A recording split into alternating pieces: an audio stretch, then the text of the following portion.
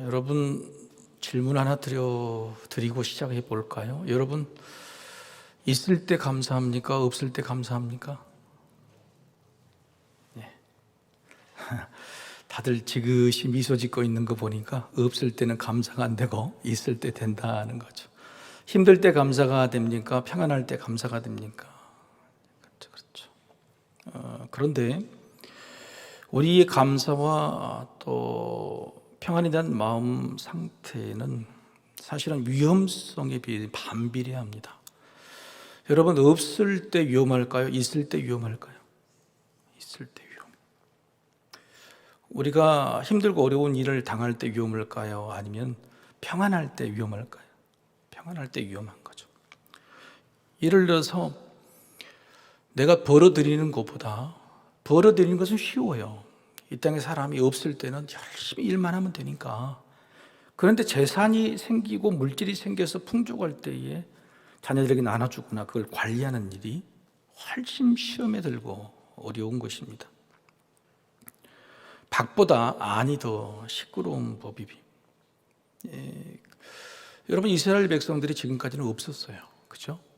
그냥 노예였고, 그 다음에 이스라엘을 광야를 유리하는 그런 백성 없었습니다. 근데 이제 가나안 땅이라는 엄청난 재산이 또 자기의 소유의 기업들이 생기기 시작할 때에 훨씬 위험하게 되는 겁니다.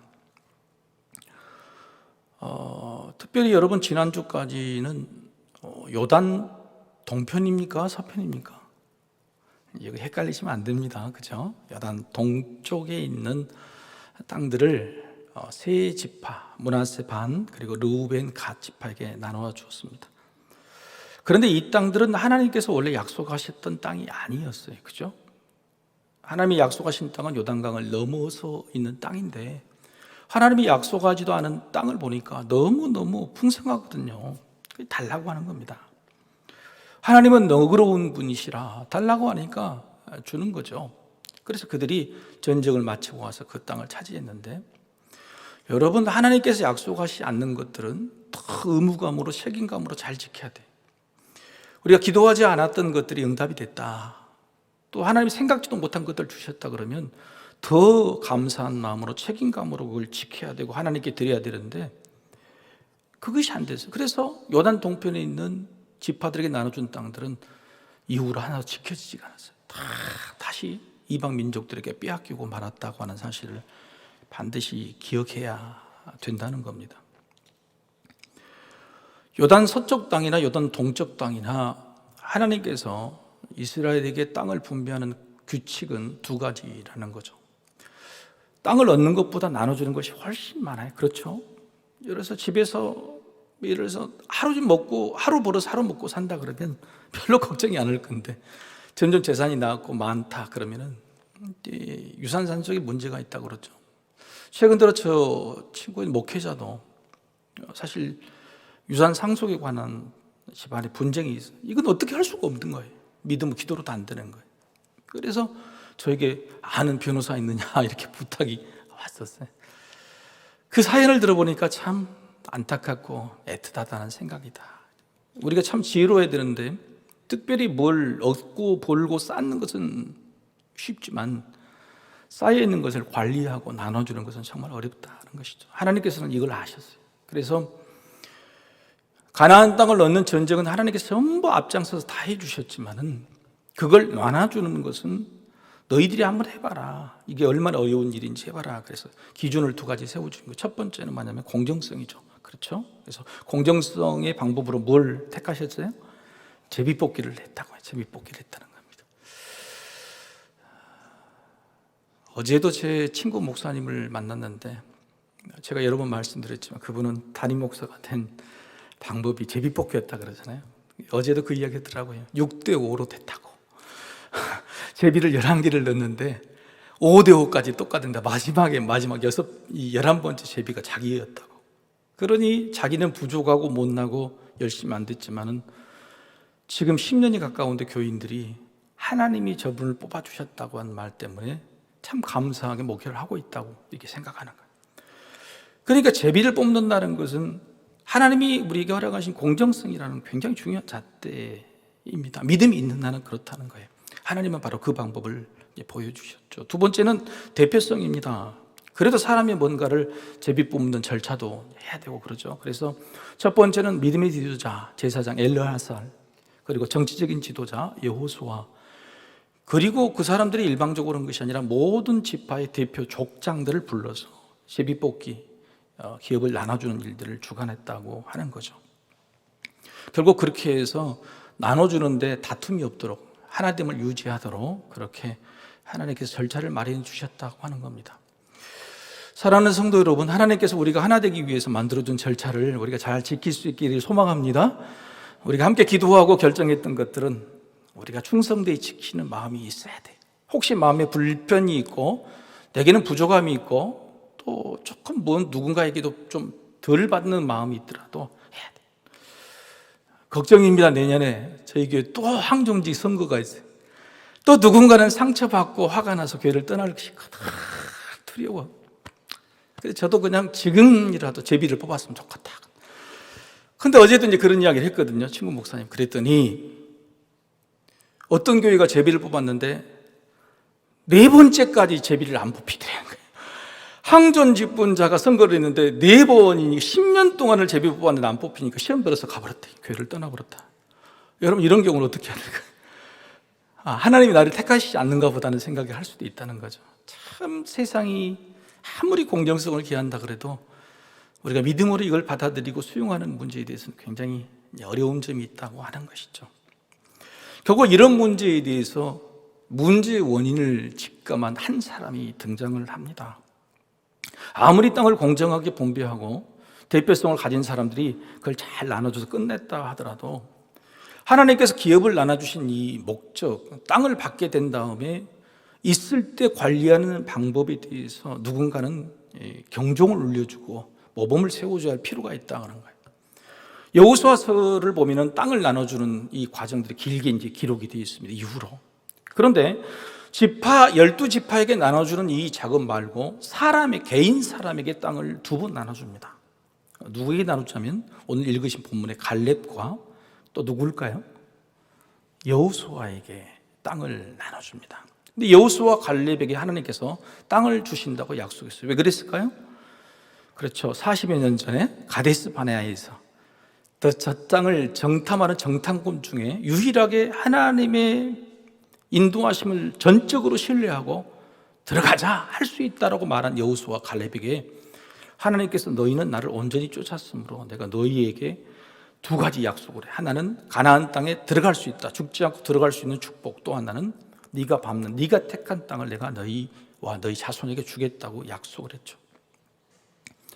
근데 희한하게 요단 서편에 있는 땅들을 배분하기 전에 갈렙이 등장합니다.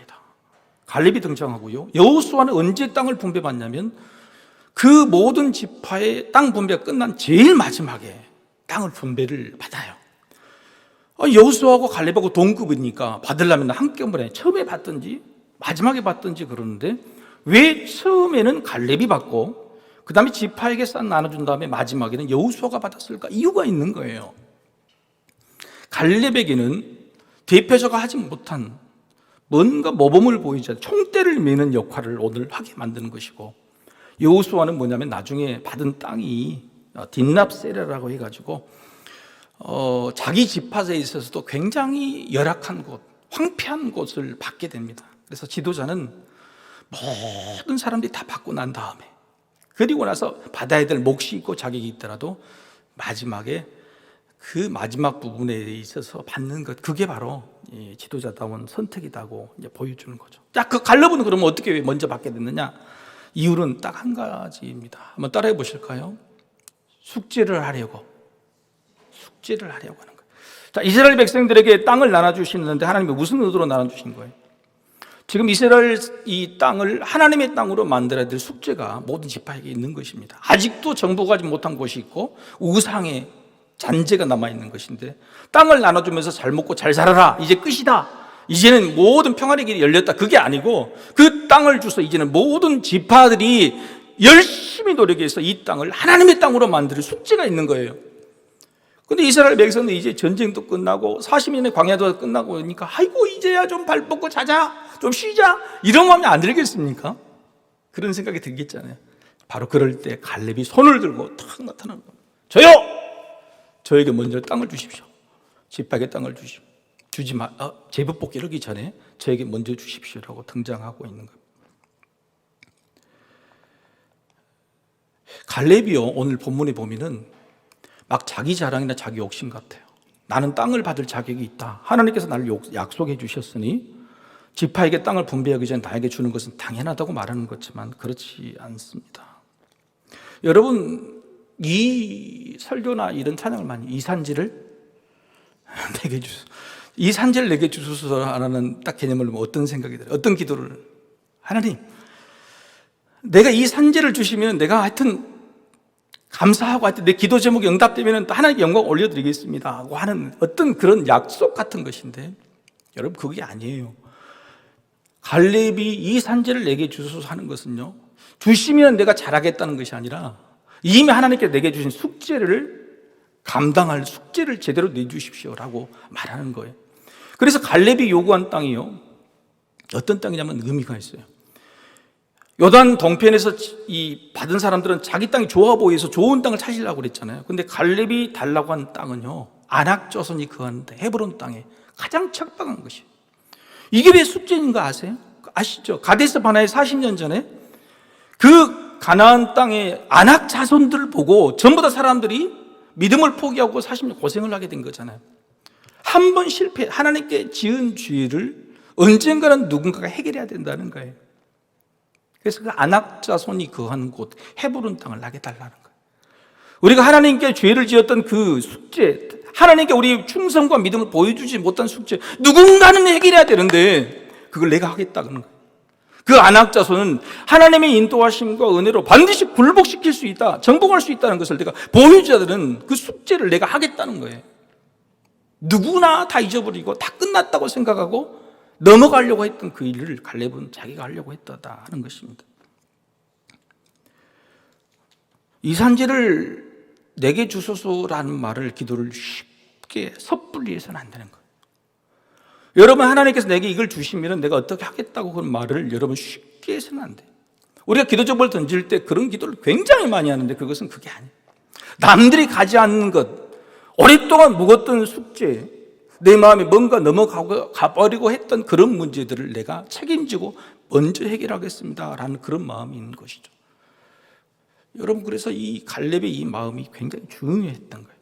갈렙이 이렇게 딱 드러나고 나니 다른 지파들도 어떤 생각이 들면, 우리가 땅을 물려받고 제비뽑기로 받은 것은 우리에게 주신 복이나 기업, 축복이 아니고 숙제구나, 이걸 하나님 땅으로 만들어야 될 숙제구나, 이런 생각을 하게 만든 귀한 계기가 됐다고 하는 겁니다.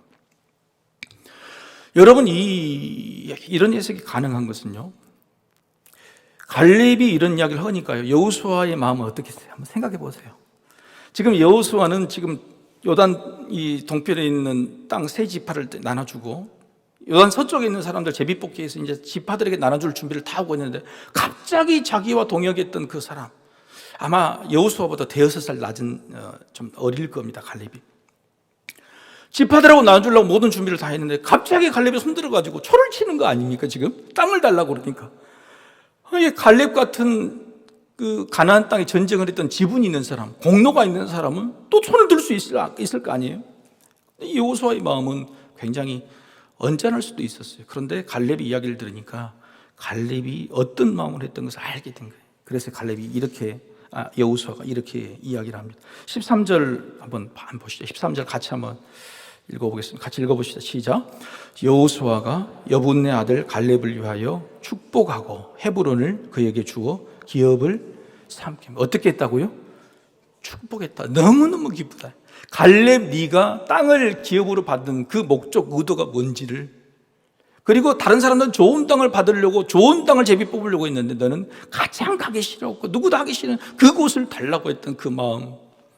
여호수아의 입장에서는 자기 동료 갈렙, 유일한 자기 마음을 이해하고 지금까지 유일하게 생존했던 그 동역자가 지도자의 마음을 그냥 시원하게 해준, 근데 얼마나 기뻤으면 다른 지파에게는 축복하지 않았는데 갈렙에게는 축복했다. 축복하고 흔쾌히 허락했다고 하는 것이죠. 여러분, 사돈이 논을 사면 배가 아프면, 근데 여호수아는 안 거예요. 하나님의 중심으로 딱 쫓은 사람은 그가 어떤 일을 선택했을 때에 보는 눈이 있으니 이게 정말 중요한 겁니다. 만약에 갈렙이 좋은 의도를 갖고 있어도 여호수아가 야 임마 내가 지도자야, 니는 나처럼 제일 마지막에 분배를 받아, 왜 여기서 나서 그렇게 했다 그러면 다른 지파에게 경종, 하나님의 숙제라는 것을 보여줄 수 없었을 거예요. 그런데 여호수아는 그 의도를 잘 알고 흔쾌히 허락했다 하는 것이 얼마나 중요한 동역자인가. 여러분, 부부간에 잘 동역하고 계십니까? 마음이 잘 통하고 계십니까? 그런 가족 간의 그런 동역이 잘 이루어져야 돼요. 갈렙은 여러분 얼마나 오늘 이 말 중에 그 자기가 땅을 달라고 하는 말 중에 중요한 갈렙의 이 믿음이 좀 드러나요. 여러분이 한번 말씀을 보시겠습니다. 자, 10절 한번 보시고 10절 같이 한번 읽고 10절 같이 읽어보실까요? 자, 시작. 이제 보소서, 여호와께서 이 말씀을 모세에게 이르신 때로부터 이스라엘이 광야에서 방황한 이 45년 동안을 여호와께서 말씀하신 대로 나를 생존하게 하셨나이다. 오늘 내가 85세로 돼. 11절 같이 또 이어서 읽겠습니다. 자, 시작. 모세가 나를 보내던 날과 같이 오늘도 내가 여전히 강건하니 내 힘이 그때나 지금이나 같아서 싸움이나 출입에 감당할 수 있으니. 여러분, 갈렙이 85세인데 여러분 지금 막 내가 힘이 팔팔 솟고 막 그런다는 뜻이에요? 육신으로? 착각인 거예요. 훗날 여러분 하나님께서 주신 갈렙에게 주신 땅을요 정벌을 하려고 하는데 자기 힘이 없어요. 그래서 누구를 상품으로 걸어요? 자기 딸 악사를 상품으로 걸어요. 그리고 그 악사를 상품으로 걸어서 저 이 안악 자손을 물리치고 온 사람에게 내 딸을 주겠다, 사위 삼겠다 그래요. 근데 그때 등장하고 손을 들고 제가 가겠습니다 했던 사람이 누구냐면 바로 온니엘이에요. 온니엘이 누구냐? 다음 시대, 그러니까 여호수아의 가나안 시대 말고 사사 시대가 열리잖아요. 사사 시대의 제일 첫 번째 사사 시대를 연 첫 번째 사사가 누구냐면 바로 온니엘이에요. 여러분, 갈렙이라는 사람이 이런 일로 인해서 하나님이 기억하고 계셔가지고요, 자기 식솔이 아니잖아요. 그잖아요. 하나님이 주신 숙제를 하려고 열심히 노력하는 사람에게는요 좋은 사위, 좋은 며느리, 좋은 손주를 주신다고. 할렐루야. 내 식솔이 아니라니까요. 하나님의 숙제를 감당하는 사람에게 하나님이 그런 사람을 붙여줘. 다음 시대를 연, 위대한 하나님의 시대를 연 첫 사사 온유를 붙여주셨다는 거예요. 여러분, 좋은 며느리, 좋은 사위 얻기를 원하시죠? 저도 좀 간절합니다. 저도. 그런데 그러려면 누가 잘해야 되는 거예요? 부모가 뭔가 많이 벌어가지고 자식에게 남겨주려는 게 아니라 하나님이 내게 남겨주신 숙제를 잘하려고 해야 된다고 말이에요. 열심히 벌어서 쌓아서 교회에 막 싸득싸득 해가지고 후손들에게 뭉개준 게 아니라 하나님 우리에게 주신, 나에게 주신 숙제가 뭐냐, 그 숙제를 하려고 할 때에 하나님 저절로 다음 시대의 위대한 인물을 가지게 허락하신다고 하는 거예요. 숙제를 해야 돼요. 사랑하는 성도 여러분, 질문을 드리겠습니다. 우리 교회가 저 옆에 200m 옆에 있었어요.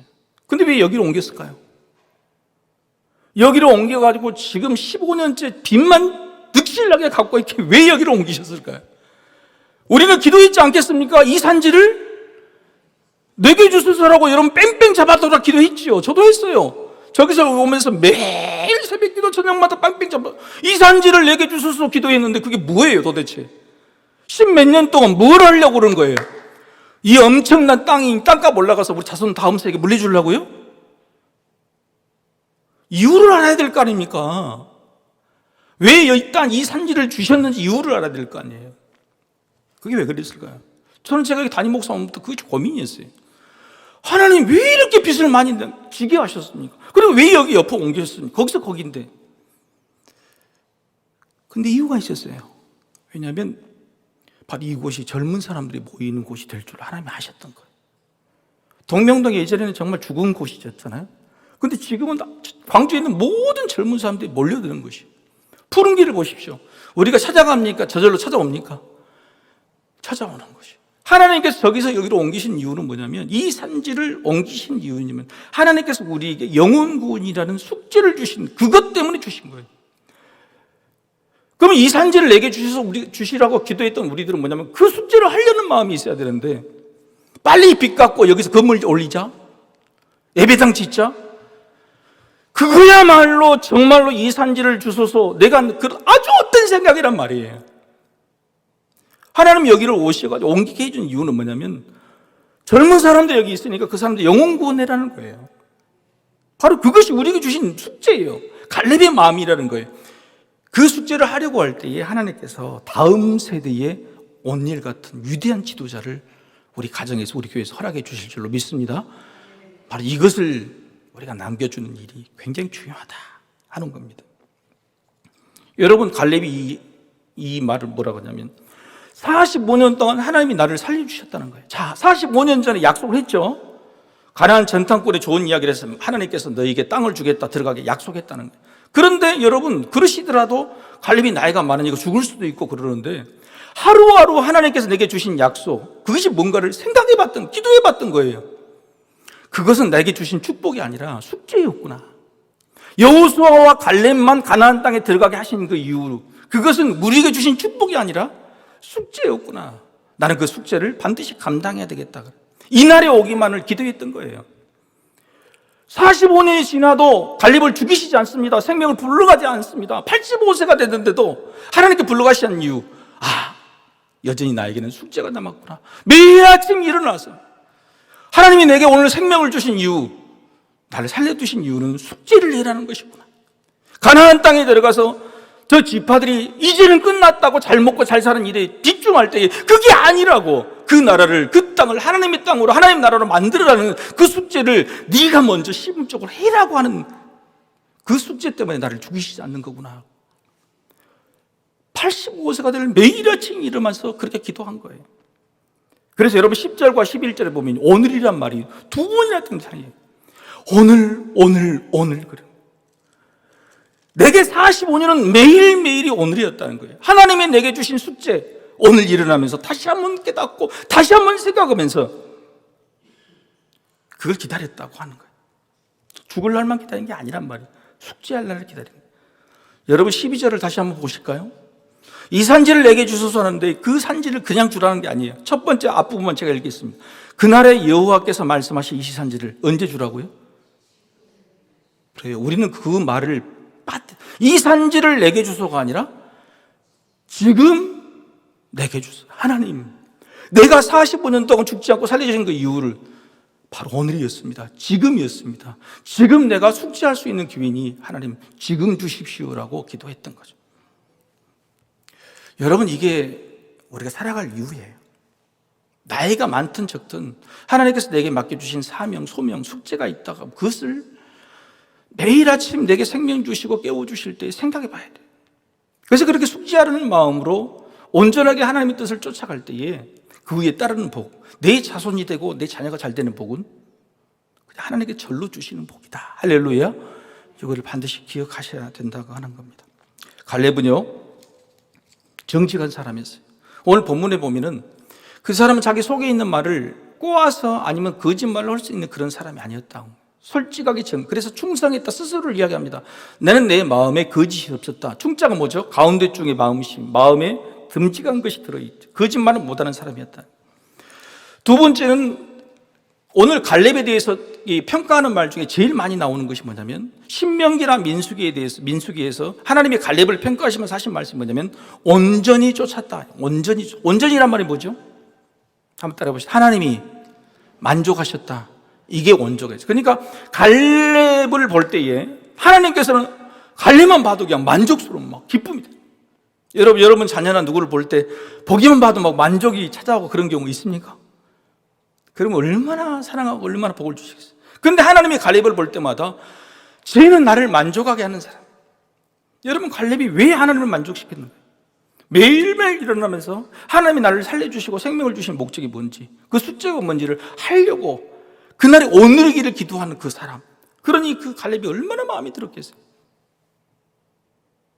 그러니 쟤는 온전히 나를 쫓았다. 나를 만족시키는 사람이다. 그건 하나님의 평가였던 것입니다.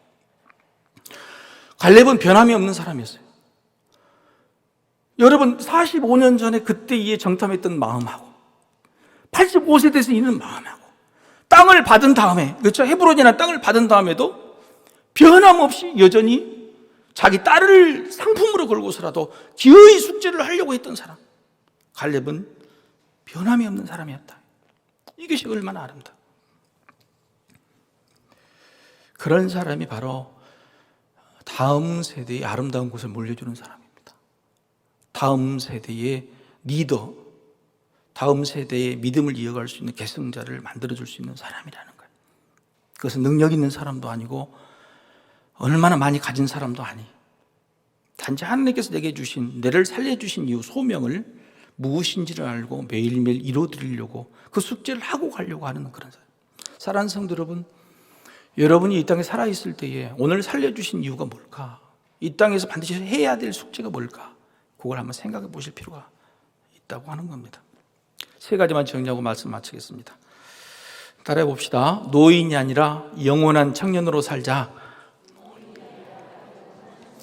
수요 낮 예배에는 그게 말이 되더라고요. 다 노인들만 앉아 계시. 근데 저녁에 되니까 말이 좀 그러네. 여러분 85세는 노인이잖아요. 그런데 갈렙은 노인이었습니까? 청년이었습니까? 그렇죠. 매일매일 하나님의 뜻을 붙들면 청년이 되는 거예요. 오늘 주실지 몰라. 오늘 내게 하나님께서 살아계실지 몰라. 내게 있는 소명이. 그런데 하나님 다 살았어요. 다 할 일 다 했습니다. 그런 젊어도 노인이 85세가 돼도 오늘 깨워주신 하나님 내게 소명, 그걸 이루려고 사는 사람은 아무리 늙어도 청년이다. 청년. 할렐루야. 그래서 영원한 청년으로 사시길 소망합니다. 두 번째는 한번 따라해 봅시다. 가장 매력적인 성품은 충성이다. 그다죠. 이혼하고 갈라서는 것의 이유가 뭐죠? 성격 차이. 근데 좋게 말하면 성격 차이지, 솔직히 말하면 성질 차이지. 성질 차이. 여러분 성경에서 보면은 예수님의 성품을 담자 성령의 열매도 전부 다 성품에 관한 이야기. 근데 성품 중에서 하나님께서 만족하실 정도로 좋아한 것은 뭐냐면, 좀 부족해도 돼. 사랑, 양선, 자비 좀 부족해도 돼. 그런데 네 마음 중심의 충성, 나를 향한, 나를 온전히 바라보고 나만을 바라보는 그 충성이라는 성품이 얼마나 된다. 여러분 남편과 아내가 좀 부족해도 살아요. 그죠? 세상에서 좀 못나고 살았는데 저 사람 마음에는 나만이 있다는 거예요. 그죠? 저 사람 마음에는 하나님만 있다고 하는 그것이 충성이거든요. 그래서 가장 아름다운 성품은 뭐냐면 충성이. 우리 옆 사람 보십시다. 충성하게 생겼나 안 하겠다. 마음이 왔다 갔다 하겠다. 아니에요.